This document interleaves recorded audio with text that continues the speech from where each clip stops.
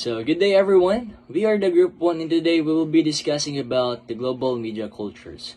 Our topic focuses on how various forms of media contribute to global integration and how they shape the connection between local and global cultural production. By the end of our presentation, we aim to help you understand how media drive globalization, the relationship between the local and global culture, and whether media globalization can also lead to cultural imperialism. So let's begin by looking at the history and stages of global and media culture. So our story begins in the early stage, powered by the print and telegraph. In the 1450s, Gutenberg's printing press made the mass production of books and newspapers made possible, allowing ideas like democracy, science, and religion to spread across vast distances. Then in the 19th century, the telegraph provided the first near-instant long-distance communication. This era created the first information networks linking countries and colonies than ever before. Next, we move into the industrial and broadcast age.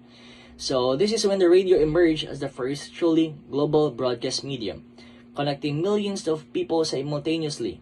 Film, with Hollywood as its major cultural exporter, became a universal art form. In the 1940s, television began connecting millions to the same programs. The massive cultural impact here was the birth of the mass culture, shared entertainment, music, and news crossing all nations and giving governments and corporations new tools to shape public opinions. Thirdly, we arrived at the globalization era. The key technology here was the satellite technology, enabling live international broadcasting, like the moon landing, and leading to global networks like CNN. Music genres like rock, pop, hip-hop, along with film, began crossing borders easily.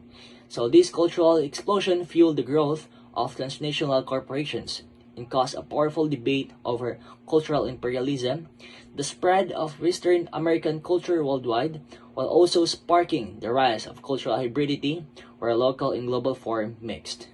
So, good day everyone. Today, I'll be discussing the digital and internet revolution and how it led to the network and participatory age we will live today. To the digital revolution began in the early 19th with the invention of the first electronic computers.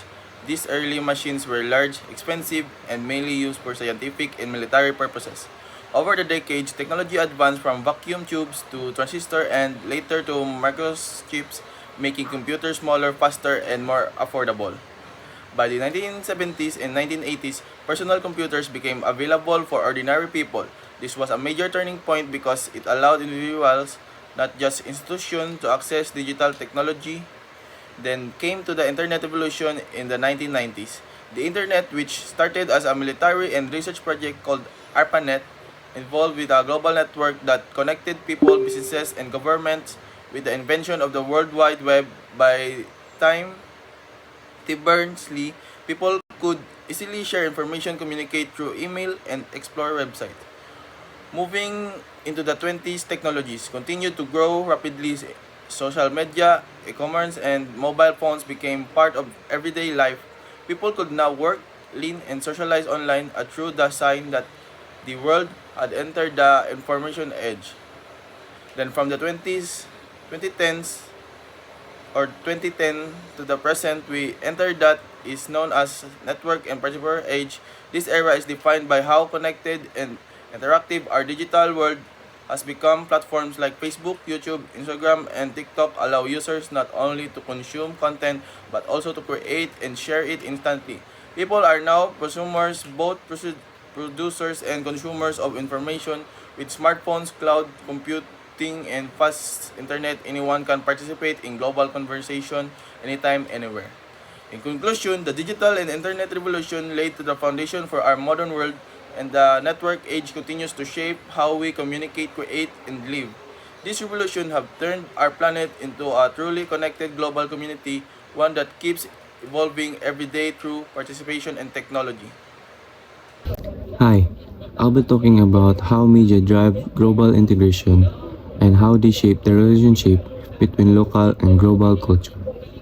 First, media play a big role in connecting countries through communication, culture, and information. Traditional media like print, radio, film, and television help spread ideas and values across borders. International news agencies connected people to global events, while movies, music, and TV created shared global experiences. Next, digital and social media made this process even faster. Platforms like YouTube, TikTok, Instagram, and Twitter allow people from different countries to create and share content easily. Online communications bring people together, building global networks and cultural exchanges. Now, when it comes to local and global culture, the relationship is two-way.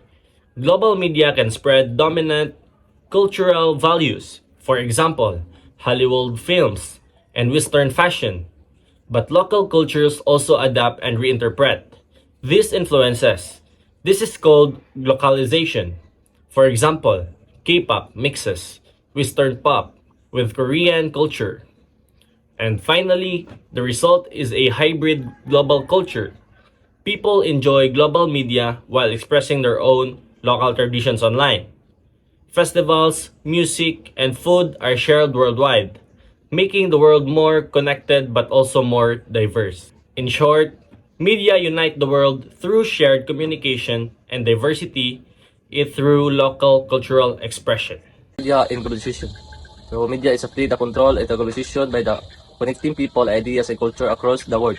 So globalization refer of the process of the increasing interaction of the integration among the countries in terms of economy.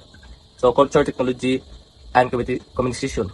So without the media and the globalization would not be possible because the media provide the means through which the information of and control exchange occurs.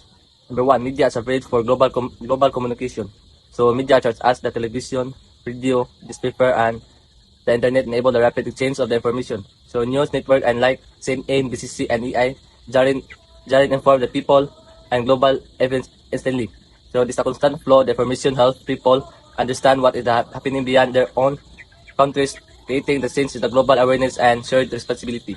Number two, media is a tool is a cultural exchange. So movies, music, and online platforms allow the people the different nation of the experiences on other culture through the media. Global audience can watch Korean dramas, listen and Western pop, or follow Latin dance trends. So this exchange the culture, the product, health, the promote manual understanding and the appreciation of diversity.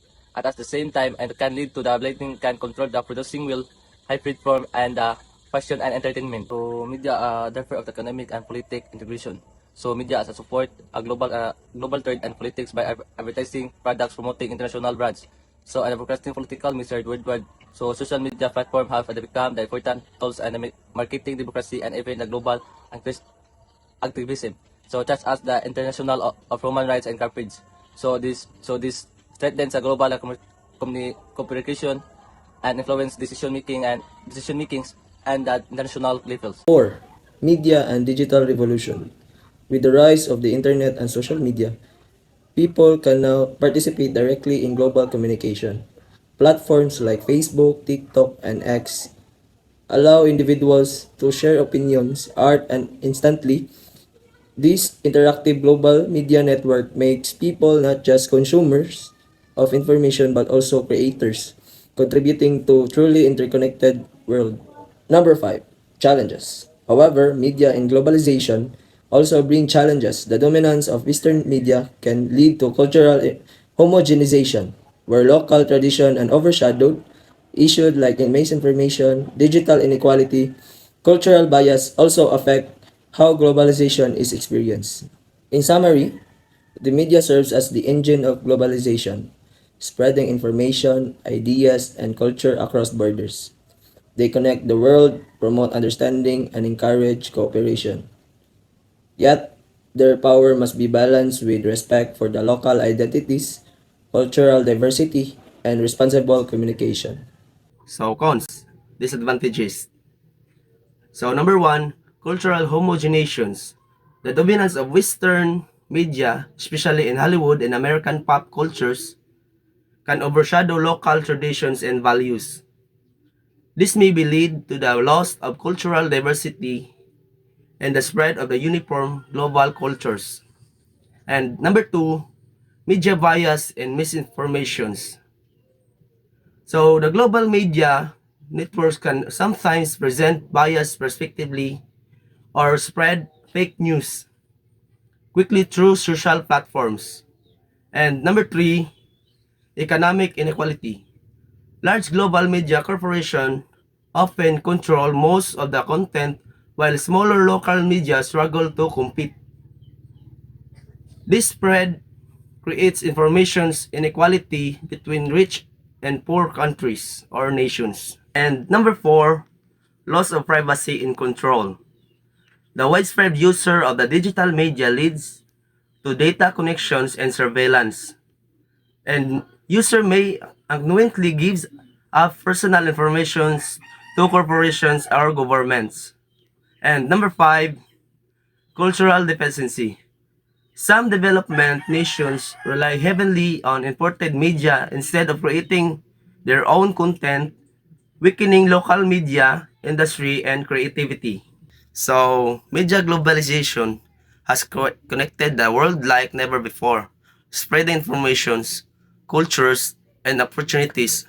However, it also brings challenge such as a cultural loss, inequality, and misinformations.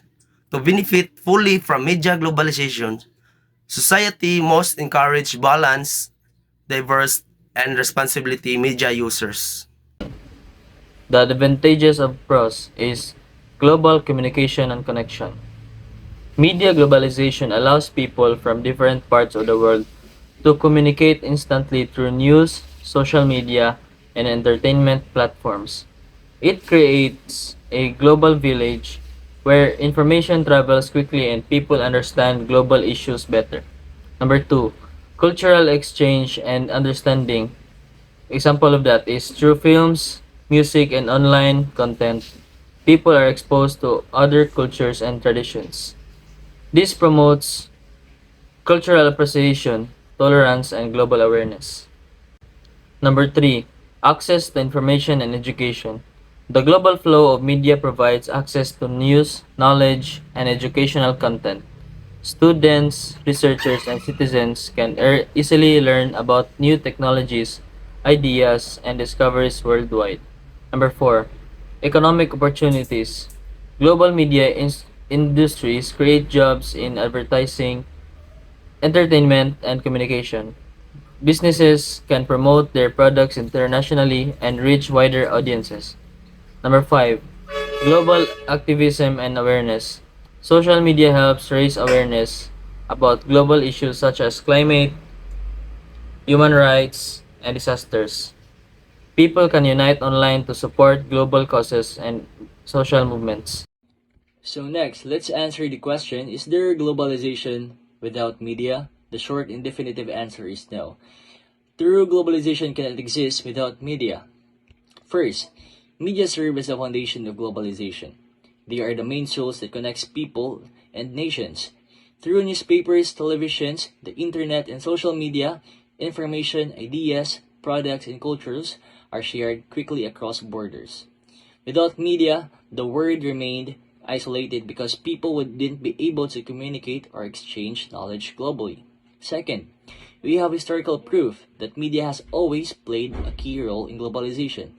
For example, the printing press in the 15th century helped spread religion and education. Radio and television in 20th century created shared global experiences.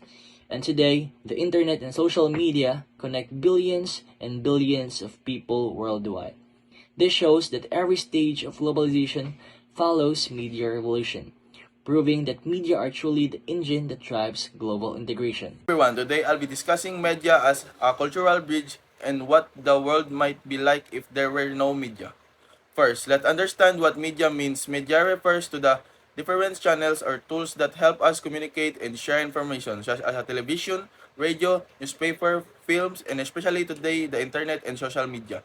Now, media serves a cultural bridge because it connects people from different backgrounds, countries, and traditions. Through media, we learn about other cultures, their values, language, belief, food, and lifestyle. For example, we can watch Korean dramas, American movies, or TV screens. This helps us to develop understanding, respect, and appreciation for one another.